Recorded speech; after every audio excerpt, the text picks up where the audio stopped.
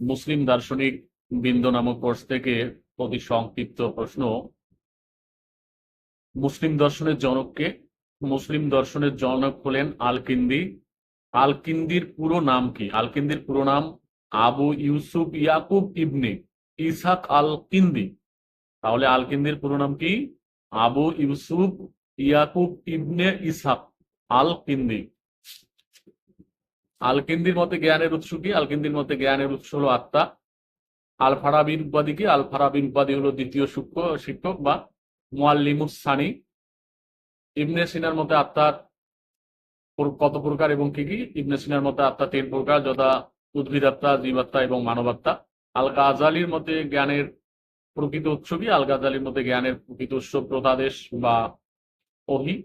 আল গাজালির দার্শনিক পদ্ধতির নাম কি? আল গাজালির দার্শনিক পদ্ধতির নাম হলো সংশয়বাদ। ইকবালের দর্শনের মৌল ধারণা কয়টি এবং কি কি? দার্শনিক ইকবাল বা আল্লামা ইকবালের দর্শনের মৌল ধারণা 4টি, যথা সজ্ঞা, আত্মা, জগৎ এবং আল্লাহ। রাষ্ট্রের উৎপত্তি এবং বিকাশ সংক্রান্ত ইবনে খালদুনের মতবাদটি এসাবিয়া নামে পরিচিত। ইবনে খালদুন কোন দেশের দার্শনিক? ইবনে খালদুন তিউনিসিয়ার দার্শনিক। তবে এখানে মতান্তরে মরক্কোর দার্শনিকও বলা হয়। ইবনে তোফায়েল কোন ধরনের দার্শনিক? ইবনে তোফায়েল ছিলেন বুদ্ধিবাদী মরমী দার্শনিক, অর্থাৎ তিনি সুফিবাদী দার্শনিক। মোল্লা সাদরার মতে দর্শনের বিভাগ কয়টি এবং কি কি? মোল্লা সাদরার মতে দর্শনের বিভাগ 2টি এবং এগুলো হলো তাত্ত্বিক বিভাগ এবং ব্যবহারিক বিভাগ। তাহফাত গ্রন্থের রচয়িতা ইবনে রুশদ। প্রথম আরবীয় দার্শনিককে? প্রথম আরবীয় দার্শনিক হলেন আল-কিন্দি। আল মুআল্লিমুস সানি শব্দের অর্থ দ্বিতীয় শিক্ষক। ইবনে সিনার 2টি বিখ্যাত গ্রন্থের নাম হলো কানুন আল ফিতব, কিতাবুল শিফা। মুসলিম জাতির শ্রেষ্ঠ মৌলিক চিন্তাবিদ হচ্ছেন আল গাজালি। ইতিহাস দর্শনের জনক ইবনে খালদুন। কাকে নবজাগরণের দার্শনিক বলা হয়? আল্লামা ইকবালকে নবজাগরণের দার্শনিক বলা হয়। হুজ্জাতুল ইসলাম শব্দটির অর্থ কি? ইসলামের রক্ষক। ইবনে তোফায়েল দার্শনিক উপন্যাস কোনটি? হাই ইবনে ইয়াকজান ইবনে তোফায়েল রচিত একটি দার্শনিক উপন্যাস।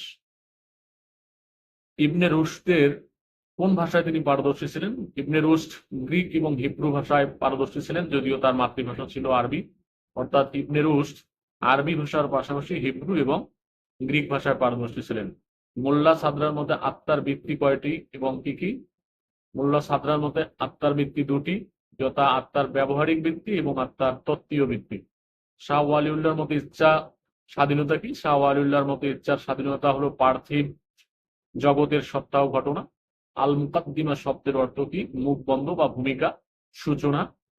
ফালাসিফা সম্প্রদায়ের প্রতিষ্ঠাতাকে? ফালাসিফা সম্প্রদায়ের প্রতিষ্ঠাতা আল-কিন্দি। আল ফারাবি উপাধি? আল ফারাবির উপাধি হলো দ্বিতীয় শিক্ষক বা মুআল্লিমুস সানি। আল-কিন্দির মতে জ্ঞানের উৎস কি? আল-কিন্দির মতে জ্ঞানের উৎস হলো আত্মা। আল ফারাবির মতে সত্তা কত প্রকার এবং কি কি? আল ফারাবির মতে সত্তা 3 প্রকার, 2 প্রকার, যথা অনিবার্য সত্তা এবং সম্ভাব্য সত্তা। ইবনে মিসকাওয়াত পূর্ণ নাম আবু আলী আহমদ ইবনে মুহাম্মদ ইবনে ইয়াকুব মিসকাওয়ার আর রাজি। এই নামগুলো অবশ্যই তোমরা মুখস্থ করে ফেলবা, কারণ নামগুলো অনেক বড়, মুখস্থ না করলে লেখা কঠিন হয়ে যাবে। ইবনে সিনার মতে আত্মার স্তর কয়টি? ইবনে সিনার মতে আত্মার স্তর 3টি, যথা উদ্ভিদ আত্মা, জীবাত্মা এবং মানবাত্মা। ইবনে সিনার দার্শনিক বিশ্বকোষ নামে পরিচিত কিতাব আল সিফা। কিতাব আল সিফা থেকে উনি চিকিৎসা বিজ্ঞান সম্পর্কে অনেক গুরুত্বপূর্ণ তথ্য প্রদান করেছেন। তাহফাতুল ফালাসিফা গ্রন্থ রচয়িতাকে আল গাজালি। ইবনে রুশদের মতে জ্ঞানের উৎস কয় প্রকার এবং কি কি? ইবনে রুশদের মতে জ্ঞান উৎস 3 প্রকার, যথা আলংকারিক জ্ঞান, যুক্তিসিদ্ধ জ্ঞান এবং প্রতিপদ জ্ঞান। প্রদি শব্দের অর্থ কি? আল্লামা ইকবাল প্রদি বলতে আত্মসত্তা বা আত্মাকে বুঝিয়েছেন।